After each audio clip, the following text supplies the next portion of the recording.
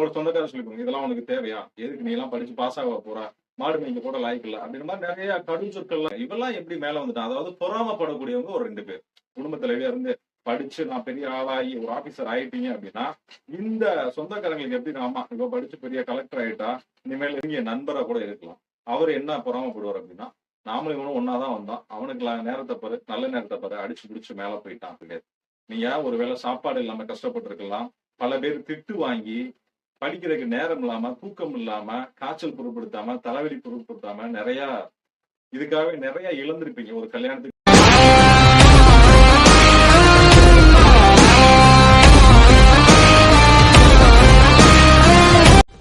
எல்லோருக்கும் வணக்கம்.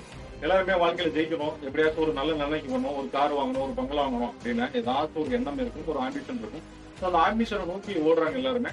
அப்படி ஒரு சிலர் என்னன்னா போட்டித் தேர்வுகளை தேர்ந்தாங்க. ஒரு சிலர் பிசினஸ் எடுக்கிறாங்க. இந்த போட்டித் தேர்வுக்கு படிக்கிறவங்க நம்ம 2 விதமா பிரிக்கலாம். ஒண்ணு குடும்ப தலைவிகள்.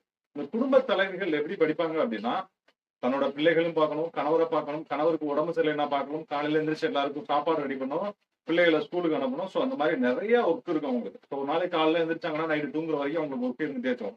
ஸோ இந்த கிடைக்கிற டைம்ல ஒரு மணி நேரம் கிடைக்குது, ஒரு 1/2 மணி நேரம் கிடைக்குது அப்படின்னா அந்த டைம்ல உட்காந்து புக் எடுத்து படிப்பாங்க. ஸோ அப்படி படிச்சு படிச்சு பாஸ் ஆனவங்க நிறைய பேர். ஸோ கிடைக்கிற டைமை சரியா யூஸ் பண்ணி பாஸ் ஆனவங்க நிறைய பேர். ஸோ இவங்க படிக்கும்போது இவங்களுக்கு நிறைய இடம் வந்திருக்கும். அவங்க கணவர் சொல்லியிருப்பாரு, உன்னால முடியாது, எதுக்கு இந்த வேண்டாத வேலை பண்ற? அவங்களோட சொந்தக்காரர் சொல்லிருப்பாங்க, இதெல்லாம் உனக்கு தேவையா? எதுக்கு நீ எல்லாம் படிச்சு பாஸ் ஆக போற? மாடு மேய்க்க கூட லாயக்கு இல்ல. அப்படின்ற மாதிரி நிறைய கடும் சொற்கள்லாம் நிறைய பேசியிருப்பாங்க. ஸோ அதை எதையுமே அவங்க என்ன பண்ணிருப்பாங்க, பொருட்படுத்தாம படிச்சுட்டே இருந்திருப்பாங்க. ஸோ கடைசியில வெற்றியும் பெற்றிருப்பாங்க.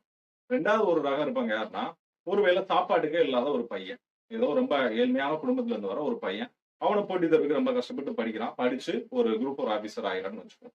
ஸோ இவங்க 2 பேருமே இப்ப யாரு அந்த குடும்ப தலைவியும் அந்த ஒரு பையனும் ஒரு ஆபீசரா உட்காந்துட்டாங்க. ஒரு குரூப் ஒன் கிளியர் பண்ணி, இல்ல ஒரு குரூப் 4 கிளியர் பண்ணி ஒரு ஆபீசர் கேடர்ல உட்காந்துட்டாங்க.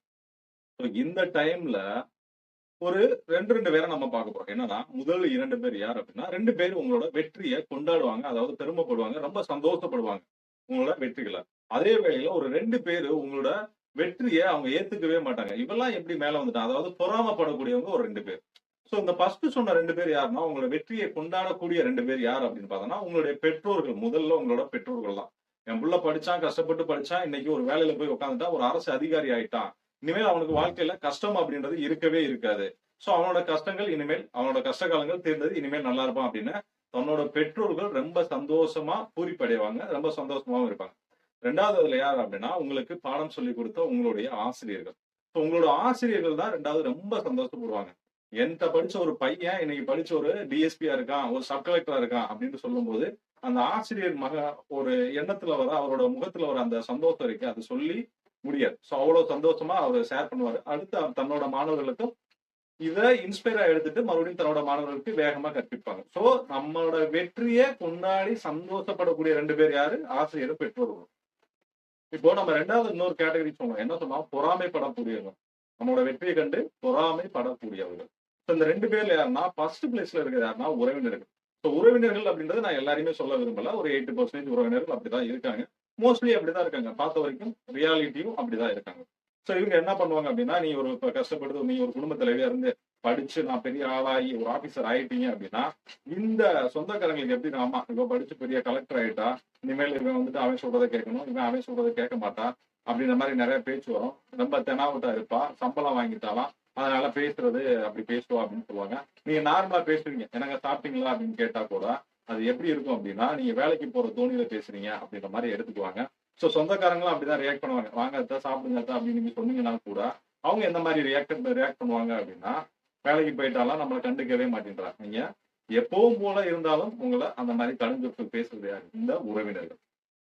2வது யாரை பார்க்க போறோம் அப்படின்னா, உங்க கூடயே வேலை பார்க்கக்கூடிய உங்களுடைய நண்பர்களை தான் பார்க்க போறோம். இவங்க எப்படி இருக்காங்கன்னா, இப்ப நீங்க ஒரு குரூப் 4 கிளியர் பண்ணி போறீங்க அப்படின்னா, அவங்க எந்த அவங்க குரூப் 4 கிளியர் பண்ணி நீங்க போயிட்டீங்க. அடுத்து ஒரு குரூப் 2, அடுத்து ஒரு குரூப் 1 அப்படின்னா உங்களோட சேலரி இன்கிரீஸ் ஆகுது, உங்களோட ப்ரமோஷன் இன்கிரிமெண்ட் ஆகுது. எல்லாமே ஒரு ஸ்டேஜுக்கு மேல நல்லா செட்டில் ஆக ஆரம்பிக்கிற அளவுக்கு நீங்க வந்துட்டீங்க. இந்த டைம்ல உங்க கூட குரூப் 4ல உங்க கூட ஜாயின் பண்ண ஒரு ஸ்டாஃப் உங்களோட நெருங்கிய நண்பரா கூட இருக்கலாம். அவரு என்ன பொறாமப்படுவார் அப்படின்னா, நாமளும் இவனும் ஒண்ணா தான் வந்தோம். அவனுக்கு நேரத்த பாரு, நல்ல நேரத்த பாரு, அடிச்சு புடிச்சு மேல போயிட்டான். அடிச்சு புடிச்சு மேல போயிட்டான். ஆனா இங்க நோட் பண்ண வேண்டியது என்னன்னா, நீங்க பண்ண ஹார்ட் ஒர்க் யாருக்குமே தெரிய போறது கிடையாது. நீங்க ஒருவேளை சாப்பாடு இல்லாம கஷ்டப்பட்டுருக்கலாம். பல பேர் திட்டு வாங்கி, படிக்கிறதுக்கு நேரம் இல்லாம, தூக்கம் இல்லாம, காய்ச்சல் பொருட்படுத்தாம, தலைவலி பொருட்படுத்தாம இதுக்காகவே நெறைய இழந்திருப்பீங்க. ஒரு கல்யாணத்துக்கு போ முடியாம, ஒரு நல்ல ஒரு ட்ரெஸ் எடுக்க முடியாம, ஒரு கையில காசு இல்லாம, சோ இந்த மாரி எக்கச்சக்கமான கஷ்டங்கள பார்த்திருப்பீங்க. இந்த கஷ்டங்கள் எல்லாமே அவங்களுக்கு தெரியுமானா? தெரியாது. சோ நம்மளோட வெற்றிய கொண்டாட வேண்டியது யாருன்னா, நம்ம தான். நம்மளோட வெற்றிய எப்பவுமே நாம தான் கொண்டாடணும். சோ உங்களுக்கு எதனாச்சும் கஷ்டங்கள் இருக்கு, இது மாரி நெறைய அஃபெக்ட் ஆயிருந்தீங்க அப்டின்னா, கண்டிப்பா கீழ கமெண்ட் பண்ணுங்க. உங்களுக்கு நான் சொல்யூஷன் சொல்றேன். Thank you.